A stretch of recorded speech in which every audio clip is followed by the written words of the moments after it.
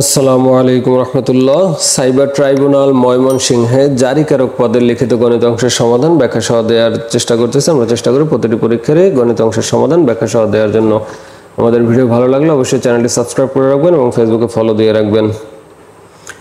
দুটি অঙ্ক ছিল মাত্র।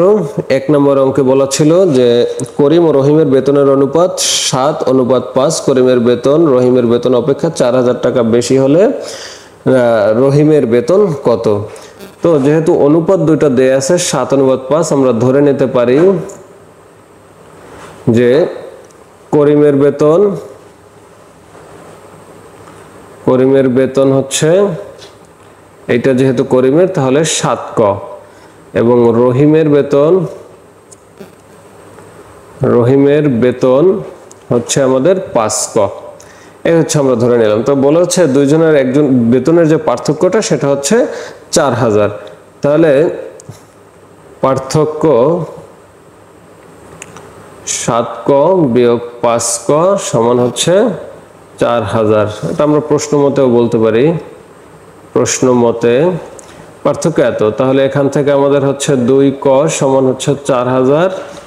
তাহলে ক সমান আমাদের আসছে 2,000 টাকা।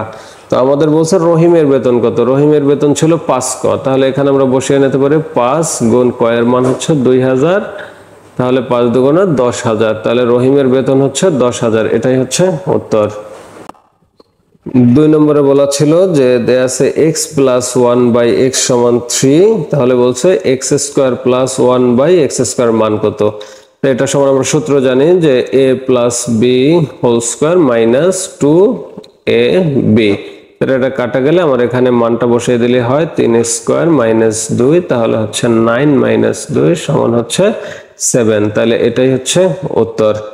ধন্যবাদ আমাদের সাথে থাকার জন্য। আমাদের ভিডিও ভালো লাগলে অবশ্যই চ্যানেলটি সাবস্ক্রাইব করে রাখবেন এবং ফেসবুকে ফলো দিয়ে রাখবেন। অঙ্কের সমস্যা থাকলে কমেন্টস করে জানাবেন। আসসালামু আলাইকুম ওয়া রাহমাতুল্লাহ।